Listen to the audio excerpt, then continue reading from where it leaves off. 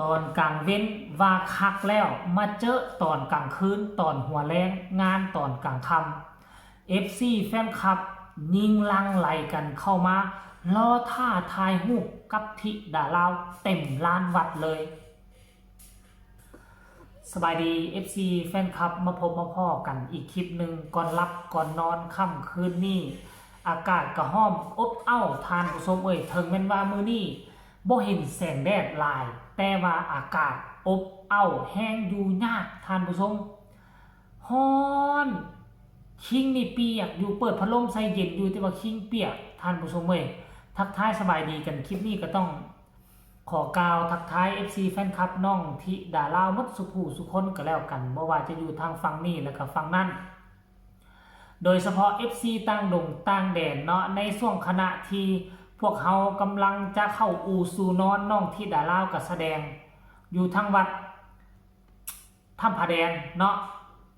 ทั้ง FC แฟนคลับอยู่ทั้งยุโรปทั้งอเมริกาก็เป็นผลดีและถึกช่วงตอนเว้นของเขาเจ้าก็สิมีเวลาเบิ่งคลิปเบิ่งข่าวของพวกเฮานี่เต็มสปีดตอนเว้นของพวกเฮานี่เขาเจ้าก็มืดตอนมืดพวกเฮาเขาเจ้าหุงเขาเจ้าแจ้งทางผู้ชม FC แฟนคลับเนาะตอนเช้านี้เฮาก็ได้เห็นแล้วล่ะป้าโธ่เบิดคำสิเว้าทั้งผู้เฒ่าทั้งเด็กน้อยตูมโฮมน้องธิดาลาวเอาไว้ทั้งผู้ให้และกับผู้บ่ให้มาไล่น้ำใจนะขนาดบ่ได้ขึ้นเวทีได้มือสวยบาดมาเจอตอนแรกนี่ทั้งวัดเพิ่นก็คงจะบอกกันแหละญาติโยมและทั้งญาติโยมพ่อแม่ผู้ที่มาช่วยการช่วยงานตอนเช้าอยู่ในวัดหั่นน่ะกลับไปเฮือนไปซ่านเขาเจ้าก็สิไปบอกต่อกันได้มื้อแรงนี่มีธิดาลาวเด้อมีครอบครัวศรีวิไลเด้อมาเขาเอิ้นว่าหยังก็มาแสดงมาคับมาล้ำให้คนไทยบ้านเขาฟังได้ก็จะไปเอิ้นพี่เอิ้นน้องบอกข่าวเปล่าประกาศปากของคนนี่มันไวกว่าสื่อโซเชียลบัดมาเจอตอนแรงๆมาน่ะขนาดบ้านมืดบ้านค่ำได้แต่เว้นตกดินไปแล้วทีมงานของศรีวิไลก็เดินทางมาเนาะเพื่อจะมาร่วมงานตอนกลางคืนน่ะบาดเนี่ยบ่แม่นคนกลุ่มเก่าได้บ่แม่นคนกลุ่มเดียวตอนสวยได้คนละกลุ่มเลยคนละกลุ่มเบิ่งสีหน้าท่าทางและบ่แม่นกลุ่มเดียวกันมือสวยคนละกลุ่มคนใหม่มาเป็น10คนเส้นเดียวกันมันลัดอยู่หน้าวัดมันลัดอยู่หน้าน่าจะเป็นกุฏิบ่หรือว่าอารามใหญ่ป้าโธ่ใส่ชุดสีขาวแต่ละคนยิ้มแย้มแจ่มใสหลังจากที่ได้เจอน้องธิดาลาวแล้วนะโอ้โหยิ้มนัวหัวมวนดีอกดีใจที่ได้ใกล้กับศิลปินที่มีชื่อเสียงจากฝั่งลาวกันชิวาแล้วเนาะแบบว่าใส่สุดลาวเก้าผมเบียงแพปักดอกจำปาซึ่งเป็นสุดเดียวตั้งแต่มือเศร้าคุณละเนาะหลังจากมือเศร้ามาช่วยการช่วยงานแล้วก็กลับไปอยู่ม่องใดม่องหนึ่งนี่แหละพอผู้ศรีวิไลกับเก่ากีตาร์ให้น้องธิดาลาวห้องธรรมดาละคนเฮานะคันบ่มักแท้ก็คงจะพักผ่อนห้องเพลงอยู่วัดนี่บ่พอกลับไปอยู่ที่พักห้องเพลงจ้อยๆเก่ากีตาร์ใช่กับพอผู้ศรีวิไล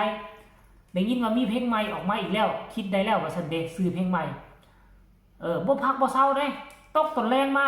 มุ่งหน้าเข้ามาสู่วัดคือเก่าปัจจุบันนี้กำลังแสดงเนาะมีการไล่สดอยู่ทั้งเพจของพ่อผู้ศรีวิไลอยู่ไล่สดอยู่แหละช่วงน้องธิดาลาวกำลังเข้าการแสดงเลยแหละทานผู้ชม FC แฟนคลับรายละเอียดให้ทุกคนไปส้มคลิปเรานี่สะกอนแล้วจังมาพ่อกันในช่วงต่อไปส้มมาพ่อกันเลยลูกสาวก็สวยแต่แม่ไหมป้าคุณครูย่ายสวยขนาดเลยแบบลูกสาวมันยังสีก็สวยแต่ว่าบ่เป็นธรรมดาเลยเมื่อกลางวันฟันไปหลายตังค์เนี่ยสวยนี่เลยมายืนเอามาถ่ายกับเอฟเดี๋ยวมานี่มาก็ไหนรู้แล้วไม่นี่ก่อนมาเนี่ยกันได้ไหมมาถ่ายใครคะมาเนี่ยคุณครูยายดวงไปทางที่มาพี่ไปเจอไปทางไหนมันเอาไปพันนี้จะได้องค์พระด้วยไปเลย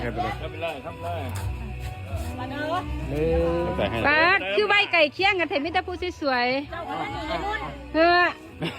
คอยเขาก็มู่พอไปดอกพี่ สอง น้องธิดาราเจอ FC ค่ะ FC คุณยายคุณยายครูด้วยค่ะ คุณยายและหลานคุณยายค่ะสุดยอดนะคะธิดารา ถ่ายไปแล้วโอเคครับเนี่ยนะ FC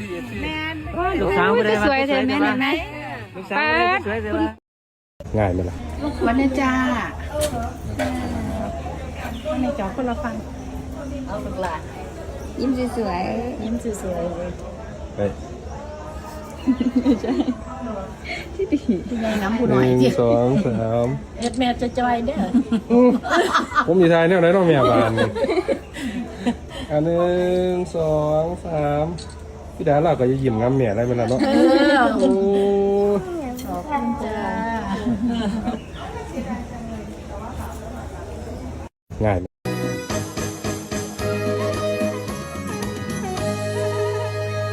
ขอบคุณครับ ขอบพระคุณน้องน้ำใจด้วยนะคะน้องธิดาเล่าค่ะ สืบสานตำนานเพลงของในฮันนี่ศรีอีสานนะคะ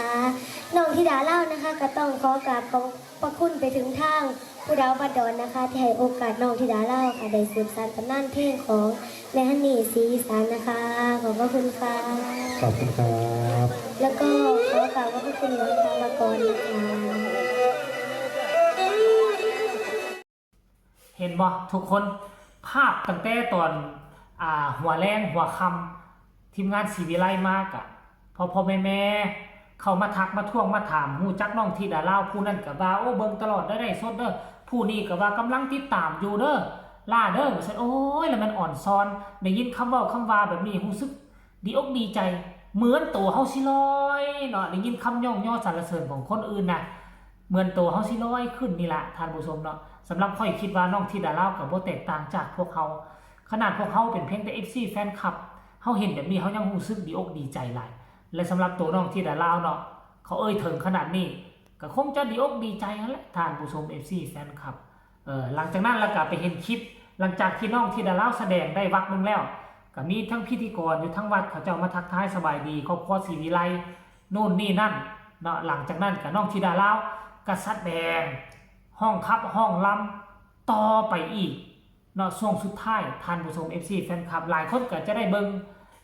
ไลฟ์สดอะไรขั้นผู้ใดบ่ทันได้เบิ่งไลฟ์สดก็เข้าไปเบิ่งอยู่ที่เพจบ้านศรีวิไลเด้อ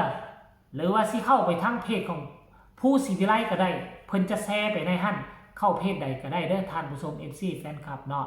อันนี้คือเรื่องราวที่มันเกิดขึ้นสดๆร้อนๆในค่ำคืนนี้เนาะสำหรับคลิปนี้ก็น่าจะฝากฝังเอาไว้สำนี้ก็แล้วกันได้ฝากทุกคนกดไลค์กดแชร์กดติดตามที่สำคัญอย่ากดข้ามโฆษณาผู้ใดมีคำตำหนิติชมคำคิดคำเห็นอยากส่งข่าวมาได้ให้เข้าไปคอมเมนต์ได้เลยท่านผู้ชมพ่อกันไหมในคลิปหน้าลาท่านผู้ชมไปก่อนสบายดี